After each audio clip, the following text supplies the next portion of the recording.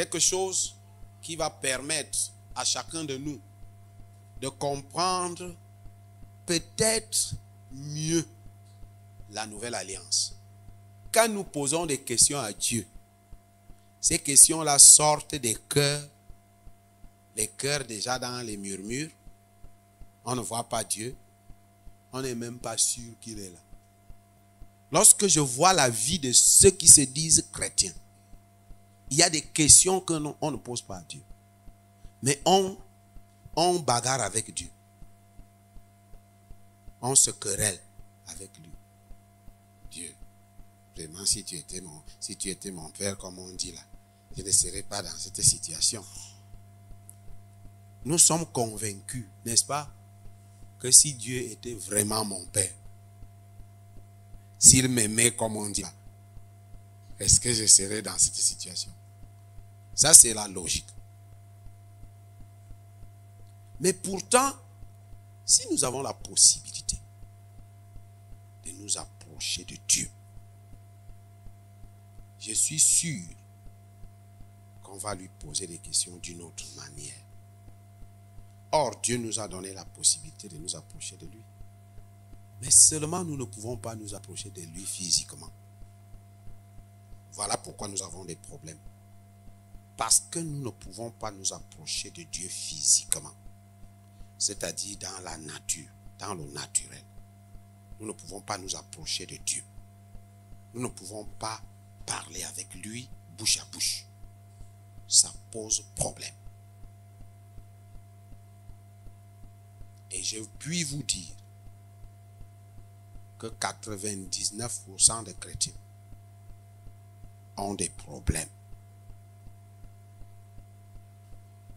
Il y en a qui veulent être chrétiens, mais quand ils regardent comme ça, ils disent, bêta, je reste ma chose tranquille là où je suis. Parce que quand je vois même les chrétiens là, vraiment je ne vois pas la différence entre eux et nous. C'est-à-dire quand quelqu'un vient, allons à l'église, Jésus t'aime, hein? Il te regarde comme ça, il rit et dit, si Jésus là t'aimait, toi-même tu serais à la position que tu es là.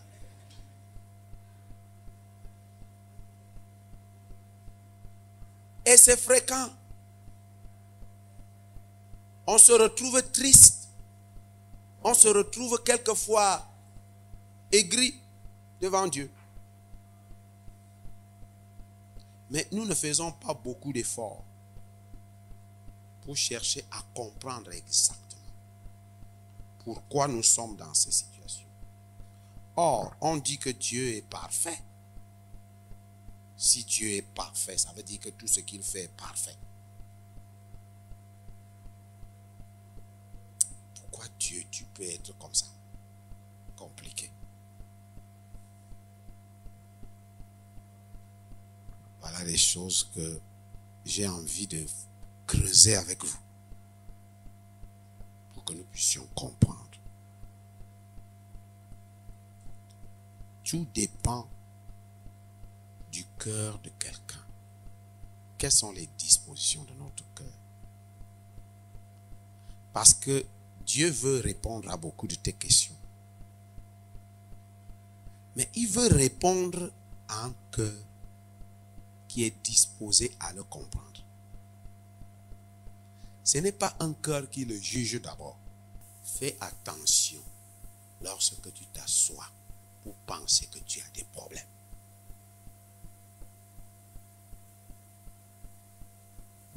C'est toi qui donnes la valeur au problème. Le problème est un agent de la mort. Et tu l'as accueilli, tu lui as donné un fauteuil, tu ne lui as même pas donné un banc ou une chaise, tu lui as donné un fauteuil dans ta vie. Dieu a compris la situation des hommes. Mais Dieu n'arrivait pas à évoluer avec les hommes. Écoutez-moi bien. Pendant des siècles et des siècles, Dieu n'arrivait pas à évoluer avec les hommes. La première fois que Dieu va marcher avec un homme sur terre, qui vont être ensemble, ils vont s'entendre. Cet homme s'appelait comment? Enoch. Son nom c'est Enoch. À son époque, et à l'époque, les gens vivaient des centaines d'années. Après Enoch, Dieu n'arrivait pas à parler aux hommes. Les hommes, le ciel était fermé. La relation n'existait pratiquement pas entre l'homme et Dieu. Des hommes sur la terre. Et un homme va encore apparaître aux yeux de Dieu. On l'appelle Noé. Ou Noé. On l'appelle Noé. Donc, Noé va marcher avec Dieu. Après Noé, les hommes vont encore commencer à se multiplier. Et quand les hommes vont encore se multiplier, un homme va revenir, Dieu va encore venir. Et dans tout ça, que ce soit avec Enoch, que ce soit avec Noé, Dieu avait un plan. La seule chose qui était dans son cœur, c'est qu'il veut avoir la relation avec toi, avec l'homme. Je suis en train de vous montrer d'où vous sortez. Parce que quand tu vas aller te quereller avec Dieu, quand tu vas aller bagarrer avec lui, il faudrait que tu sois juste. Donc, Enoch est le premier à marcher avec Dieu sur terre. Dieu avait un seul souci. Il veut marcher avec l'homme. Dieu, jusqu'aujourd'hui, Dieu a un seul souci. Il veut marcher avec toi. Quand Enoch a fini, Noé est arrivé. Dieu était même déjà fatigué. Il a dit à Noé, je vais détruire, je préfère tout détruire. Il a tout détruit, il a détruit tous les hommes. Noé est resté avec sa famille, 8 personnes. Et c'est les 8 personnes qui vont encore se multiplier pour remplir la terre. Les 8 personnes vont encore se multiplier et vont commencer à remplir encore la terre. Dieu n'a qu'un seul souci. Il veut quoi? Quand il revient, il regarde. Lui, il est capable de parcourir à la même seconde toute la terre et voir tous les cœurs. Il regarde les cœurs. Personne. Il trouve une seule personne qui peut le recevoir. C'est vrai qu'au temps de cette personne, Dieu avait quand même déjà certains qui s'intéressaient à lui. Les hommes commençaient déjà à s'intéresser au fur et à mesure. Donc, Dieu a parcouru la terre. Il voulait maintenant marcher avec les hommes. Mais au moment où Dieu veut marcher avec l'homme, il veut quoi? Il veut faire. Parce que on peut marcher ensemble. Tu viens chez moi quand tu veux. Je viens chez toi quand je veux. Les jours où tu es de bonne humeur, tu me dis, assieds-toi, on va prendre le petit déjeuner. Les jours où tu n'es pas de bonne humeur, tu vas me dire que tu es pressé. Parce que tu voudrais que je rentre vite. Alors, Dieu, non seulement il veut marcher avec toi, mais il veut quelque chose d'autre. Dieu veut faire alliance avec toi. Est-ce que je parle à quelqu'un? Écoutez-moi bien, mes enfants. Si vous ne comprenez pas ces choses que je suis en train de vous dire dans la blague, vous pouvez taper des dizaines d'années à côté de Dieu. C'est-à-dire, vous marchez avec Dieu ensemble. Vous pleurez Dieu là. Il est là. Vous ne pouvez pas avoir de Dieu. Vous pouvez même aller à l'église. Vous pouvez même prendre les responsabilités à l'église. Vous pouvez même commencer à prêcher la religion aux gens, mais seulement vous allez marcher avec Dieu en parallèle. C'est-à-dire, il est là-bas, vous êtes de l'autre côté, personne ne dérange l'autre. Parce que Dieu ne voulait pas seulement marcher avec toi. Il voulait faire alliance avec toi. Parce que tu peux marcher avec moi. Comme j'ai dit, je viens chez toi, tu viens chez moi. On est des amis. On peut dire qu'on est des amis. Mais j'ai envie de te dire, lorsque une relation arrive à une alliance, il y a quelque chose de particulier qui se passe lorsque la relation arrive dans une alliance. Est-ce que je parle à quelqu'un? Ce n'est pas pour rien que vous voyez, on donne cette alliance à un homme qui se marie.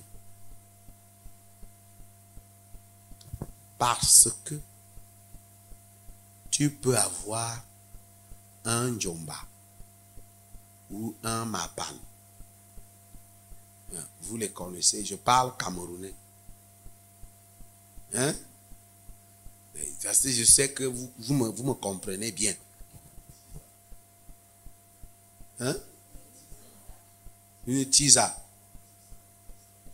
Hein, c'est ça qui est à la mode. Mais tu peux même te vanter. Non, moi c'est moi qui l'ai eu, vraiment. Tu m'as. Mais mon ami, s'il n'y a pas, il y aura toujours quelque chose qui manque. Et vous allez, il t'amène à Kribi, vous partez à la plage, il te paye même un billet d'avion, vous partez, vous baladez en Côte d'Ivoire, vous partez en Guinée équatoriale, vous partez à Malabo, parce que je préfère rester africain. Il te paye les billets d'avion, il paye même ta maison, parce qu'il paye ta maison, hein. Quand il voyage, il t'amène des cadeaux. Mais qu'est-ce qui fait que toi qui es la tisa, à chaque fois qu'il arrive, tu n'as pas l'assurance? Pourquoi? Parce qu'il n'y a pas quoi? Écoutez-moi bien. Si vous comprenez ça, vous allez commencer à comprendre Dieu.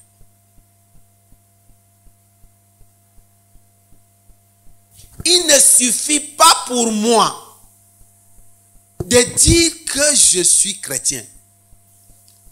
Il ne suffit même pas pour moi de dire que je suis enfant de Dieu.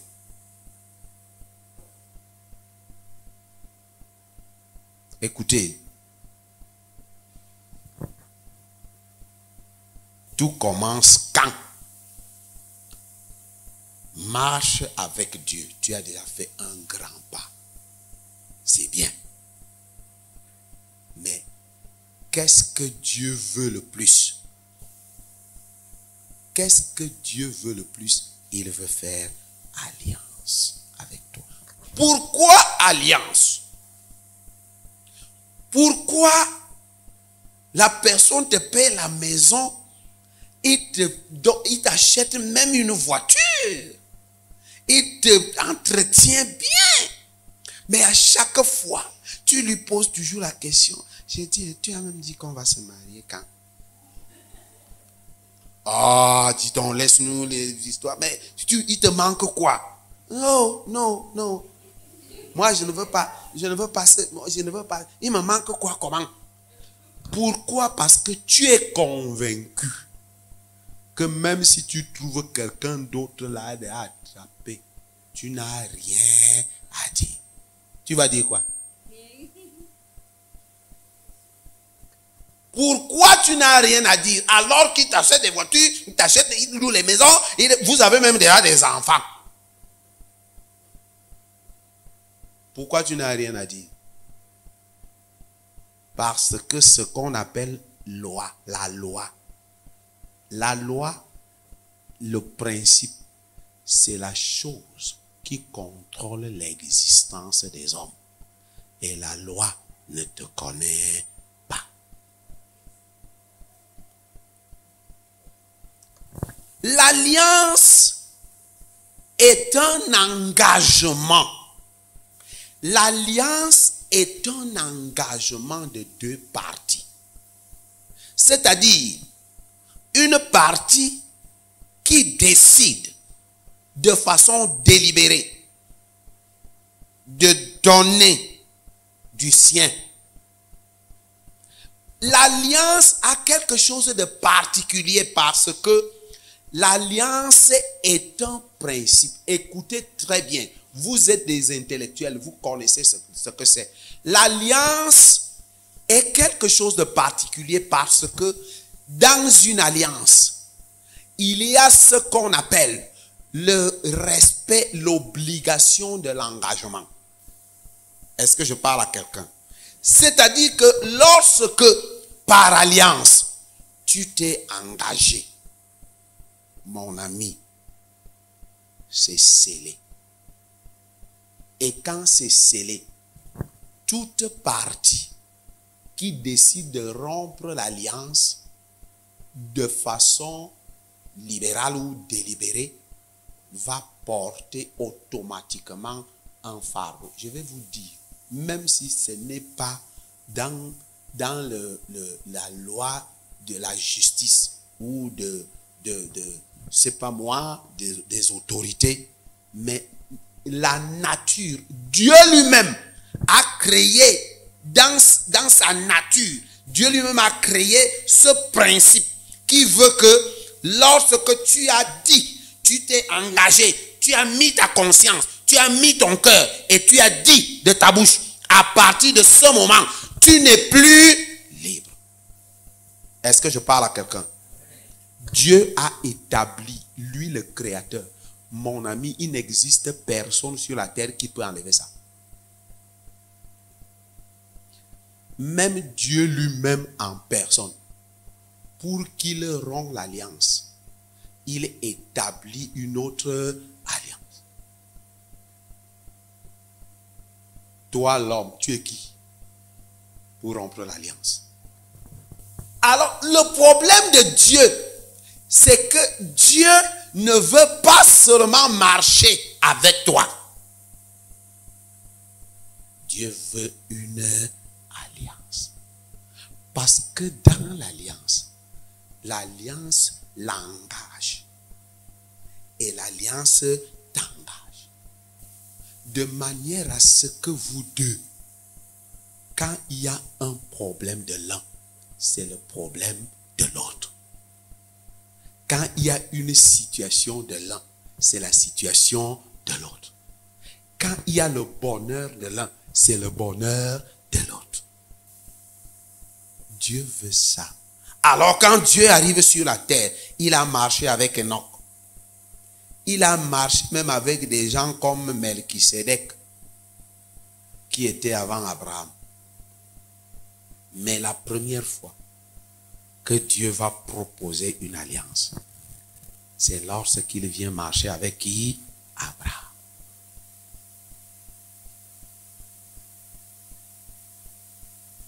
Il vient maintenant marcher avec Abraham.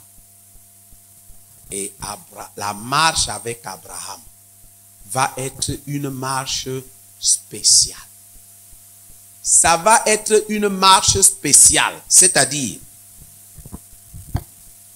Dieu va avoir cette relation sous l'alliance, c'est-à-dire une relation qui engage Dieu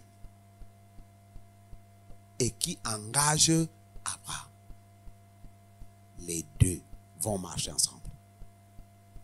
De manière à ce que personne ne peut détruire cette alliance. Celui qui détruit l'alliance porte lui-même la responsabilité de cette alliance.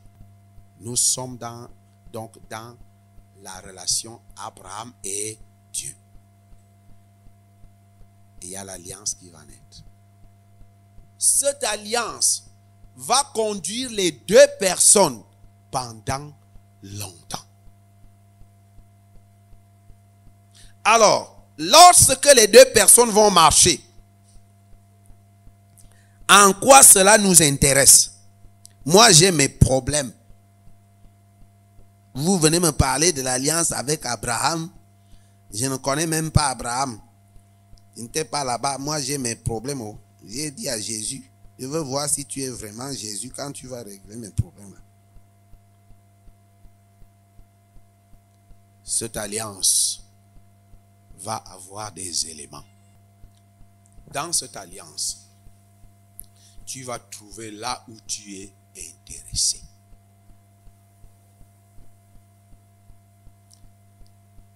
Tu vas constater que dans cette alliance, Abraham n'était pas africain ni camerounais. Moi, j'ai mes problèmes au Cameroun. Seulement, on me dit qu'il y a un Jésus qui est sorti de cette alliance. Jésus est sorti de cette alliance. Quelque chose d'important qui commence à te concerner. Jésus est sorti de cette alliance. Mais quand Jésus sort de cette alliance, Jésus va accomplir une œuvre pour établir ce que vous appelez aujourd'hui la nouvelle alliance. Est-ce que quelqu'un m'entend? Jésus sort de cette alliance parce que l'alliance de ces deux personnes, Dieu et Abraham, dans cette alliance, il y a des choses que Dieu lui dit dedans. Dieu prend l'engagement. Qui est Abraham? Un homme qui n'a jamais eu d'enfant. Il a 70 ans. 70 ans, il n'a pas d'enfant. Alors, Dieu qui vient faire alliance avec Abraham a un plan. Il veut faire alliance pas seulement avec Abraham, mais avec les Camerounais aussi.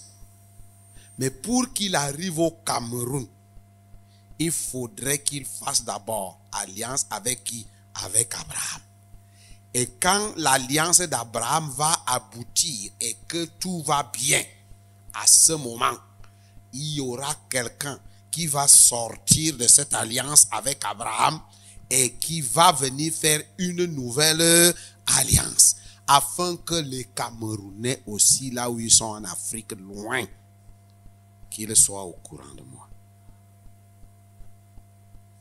Est-ce que je parle à quelqu'un?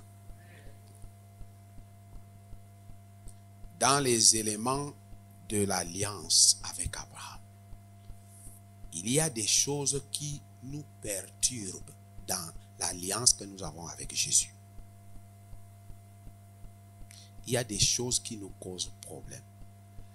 L'alliance, comme je l'ai dit, c'est un contrat que tu signes avec Dieu ou avec quelqu'un et qui doit être respecté. Si cela n'est pas respecté, effectivement, entre vous deux, il y a une partie qui va subir. Je pose une question. Si une femme qui est déjà mariée avec alliance, son mari le trouve avec notre homme, qu'est-ce qui va se passer?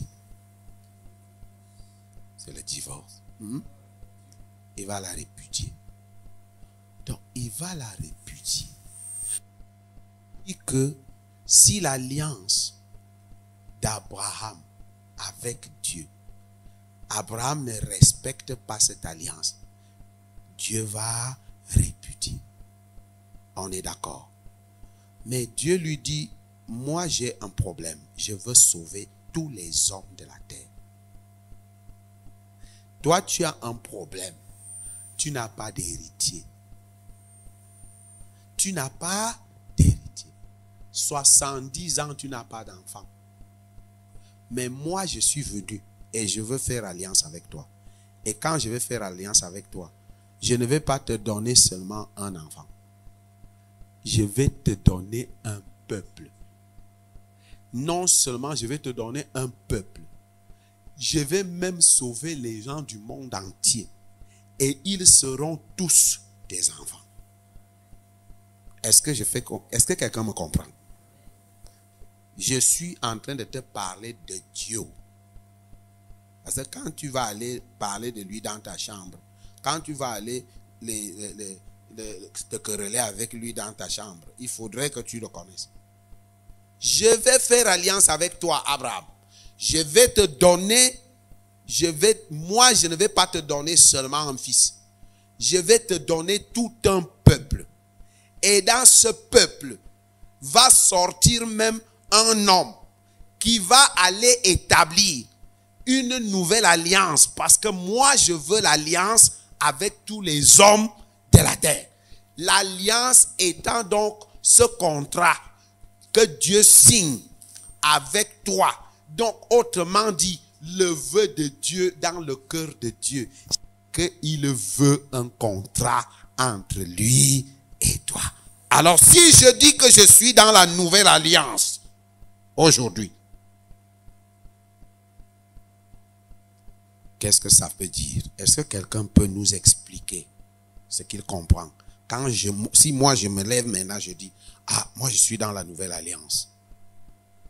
C'est-à-dire, je suis dans le nouveau contrat.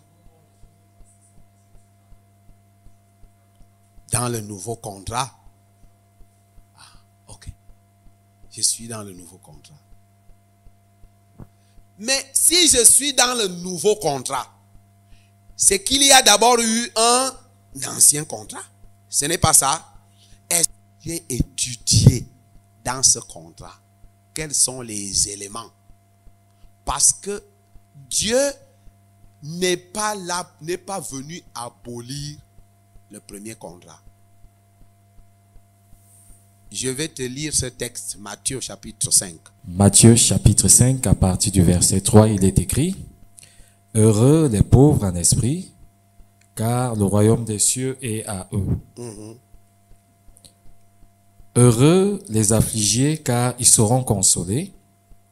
Heureux les débonnaires, car ils hériteront la terre. Heureux ceux qui ont faim et soif de la justice, car ils seront rassasiés. Heureux les miséricordieux, car ils obtiendront miséricorde. Heureux ceux qui ont le cœur pur, car ils verront Dieu. Heureux ceux qui procurent la paix, car ils seront appelés fils de Dieu. Heureux ceux qui sont persécutés pour la justice, car le royaume des cieux est à eux. Heureux serez-vous lorsqu'on vous outragera et qu'on vous persécutera et qu'on dira faussement de vous toutes sortes de mal à cause de moi.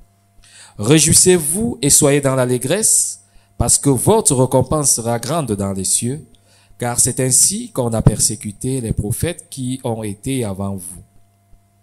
Vous êtes le sel de la terre, mais si le sel perd sa saveur, avec quoi la lui rendra donc? Il ne sert plus qu'à être jeté dehors et foulé aux pieds par les hommes. Vous êtes la lumière du monde. Une ville située sur une montagne ne peut être cachée. Et on n'allume pas une lampe pour la mettre sur le boisseau, mais on la met sur le chandelier. Amen. Amen. Jésus est en train de parler aux hommes. Il ne parle pas aux animaux. Il parle aux hommes qui étaient déjà dans l'ancienne alliance, les fils d'Abraham. Mais il savait que ça va se répercuter jusqu'à toi et moi. Et tu vois comment il commence par dire heureux, heureux, heureux. Il n'a pas dit maudit, maudit, maudit. Il dit heureux. Parce que l'ancienne alliance avait quelque chose qu'on appelle la loi. Est-ce que je parle à quelqu'un? Or, la loi n'a rien d'heureux. La loi